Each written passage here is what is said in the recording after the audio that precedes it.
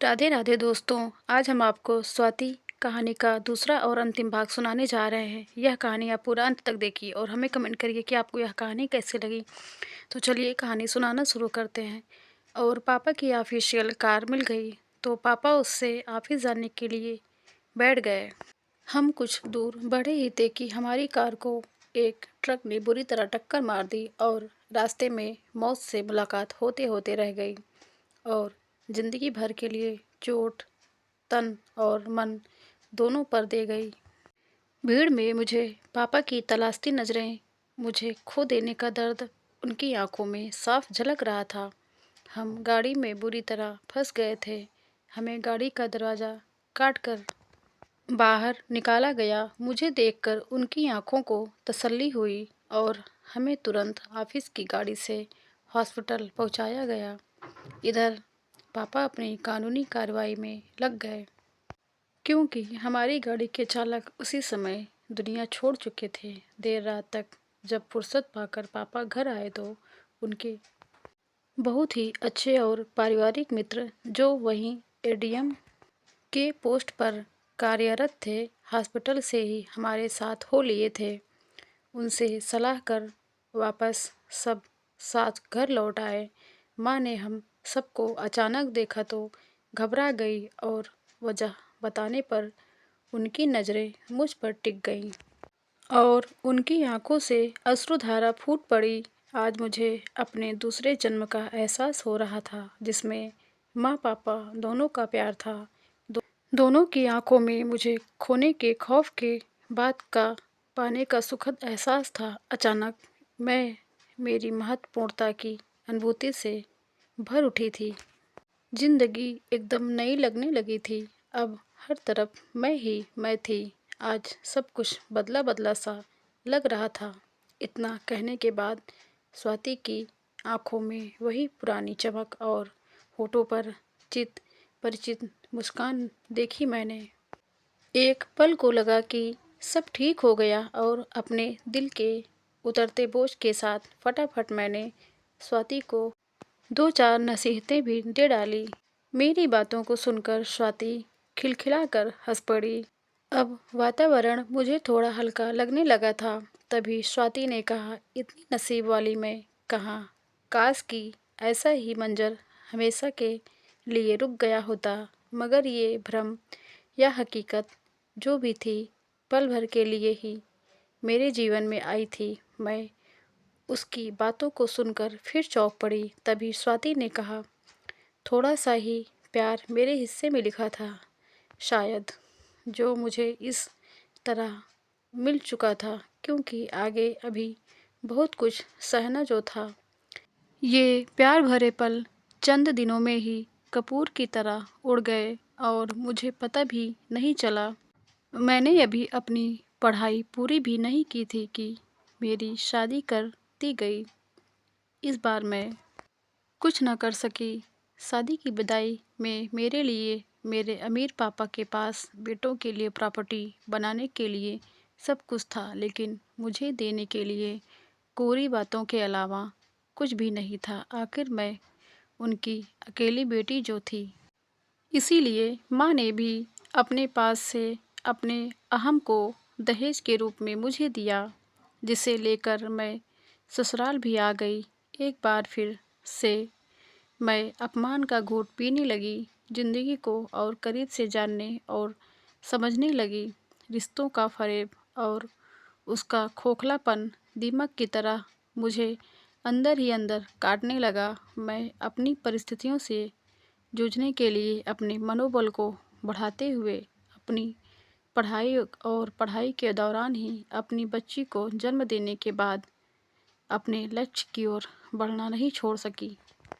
मेरी माँ का दिया हुआ दहेज किसी साये की तरह आज भी मेरे साथ चलता है, जबकि मैंने अपने व्यवहार से सभी के दिलों को जीतने की पूरी कोशिश की। वर्षों बाद मुझे थोड़ी सफलता भी हासिल हो गई। अभी गम कम न थे मेरे जिंदगी में। कड़वाहट के रंगों का असर महसूस करते हुए कुछ साल गुजर चुके थे कि इसी बीच पति का तबादला भी ऐसी जगह हो गया जहाँ से साल में 1 या 2 बार से ज़्यादा आ पाना मुश्किल ना था। ज़िंदगी के हर इम्तहान को मैं पास तो कर आई थी, लेकिन इस बार बुरी तरह टूट गई थी। ज़िंदगी ने एक बार फिर मुझे वहीं लाकर खड़ा कर दिया जहाँ मैं पलटकर कभी रहने आना नहीं चाहती थी। पापा का व्यवहार भी मेरे प्रति काफ़ी बदल चुका था। अब माँ को भी कभी-कभी मुझ पर तरस आ जाता था। घर में भाई की शादी भी हो चुकी थी। हम एक ही शहर में रहने लगे थे। अब मुझे उपहार में मिलने वाली चीज़ों का मूल्य भी बताया जाने लगा था। मेरे नन्हे बच्चों को दिए हुए चॉकलेट, टॉफ़ी की कीमत और गिनती भी सुनाई जाती थी। कभी झूठे इल्ज़ाम से नवाजी जाती, कभी जब उनके मतलब या ज़रूरतें होती तो किसी नौकरानी की तरह काम करने के लिए बुला ली जाती। दर्द से जब दिल भारी हो जाता तो अपनी छोटी सी बेटी को सीने से लगाकर जी भर कर रो लेती। इसी बीच हमने अपना मकान बनवा लिया।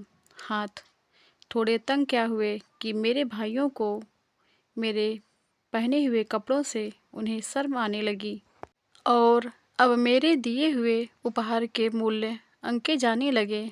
मुझे उसे लेकर खारी खोटी सुनाई जाती थी। मुझे पापा के घर आने को मना कर दिया गया। मैं अकेली अपने नन्हे बच्चों के साथ ज़िंदगी जी रही थी और अब तो भाइयों ने मेरी मदद के बजाय मुझसे रिश्ता ही तोड़ लिया। मैं जब अपनी बीमार बच्ची को, जो मौत के मुंह तक पहुंच चुकी थी, लिए दर बदर भटक रही थी, किसी अपने के सहारे की अधिक ज़रूरत महसूस कर रही थी, तब मुझसे जुड़े हर रिश्ते, मायके और ससुराल दोनों ने मुझसे अपना अपना दामन बचा लिया। ईश्वर की कृपा से मेरी बच्ची ठीक हुई तो मुझसे ही मेरे यही दूर हुए रिश्ते जुड़ने लगे। मेरे दिल का घाव और गहरा होने लगा था।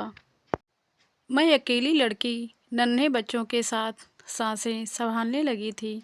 ईश्वर ने भी तभी मेरी एक और परीक्षा ली। मेरी गृहस्थी में आग लगा दी। मेरे घर का सारा सामान जलकर खाक हो गया। जली गृहस्थी पर भाई भाभी की जली कटी बातों के कटाक्ष भी मिले। गृहस्थी की आग बुझाते बुझाते मेरे सीने में हमेशा हमेशा के लिए लग गई। स्वाति की आवाज़ भर उठी और थमे हुए आंसू किसी धारा की तरह फूट पड़े। एक बार फिर मैंने उसे उसके दर्द में डूबा पाया। मैं भी सन्न सी हो गई। एक सन्नाटा सा चारों ओर पसरा सा महसूस होने लगा। स्वाति ने कहा, शायद वो आखिरी इम्तहान था, और वह रोते हुए मुस्कुराने लगी। कुछ ही दिनों बाद अपने पति के पास चली आई। एक हल्की सी राहत भरी मुस्कुराहट के साथ स्वाति ने बताया, तुझे जानकर हैरानी होगी, मैं जब 5-6 साल बाद अपने घर, जिसको मायका कहूँ तो ही बेहतर होगा, गई थी तो शायद मैं और भी बेझिल हो गई थी। घर में 4-4 गाड़ियों के होते हुए भी मैं बारिश में भीगती हुई, बारिश के मौसम में सड़कों पर भरे हुए पानी से होते हुए वापस आई। और तो और मुझे किसी ने दरवाजे तक छोड़ने की भी जहमत भी नहीं उठाई। दर्द से मेरा हृदय भर उठा था। अब मैं भ्रमित हो रही थी। समझ में ये नहीं आ रहा था कि स्वाति को दिलासा दूं या खुद जी भर कर रो लूं। मैं अपनी माँ से मिलने नहीं जाना चाहती, क्योंकि मुझे यकीन है कि कोई नया जख्म मेरी तलाश में होगा। स्वाति ने हिचकियाँ लेते हुए मुझसे कहा। मैं भी स्तब्ध हो गई थी। लेकिन मैं एक बार अपनी माँ से मिलना भी चाहती हूँ। जिंदगी के चंद क्षणों में जब उसने मुझे प्यार दिया था, वो पल दोबारा जीना चाहती हूँ। अब तू बता, मुझे जाना चाहिए या नहीं? मैंने तुझे इसीलिए बुलाया है, बता ना। मेरे हाथों को हिलाते हुए स्वाति ने मुझसे पूछा। मैं स्वयं भी निर्णय लेने में अक्षम महसूस कर रही थी। खुद को संभालते हुए मैंने स्वाति से कहा, तुझे सब कुछ भूल जाना चाहिए स्वाति, और इन्हीं बच्चों में अपनी हर खुशी तलाशनी चाहिए।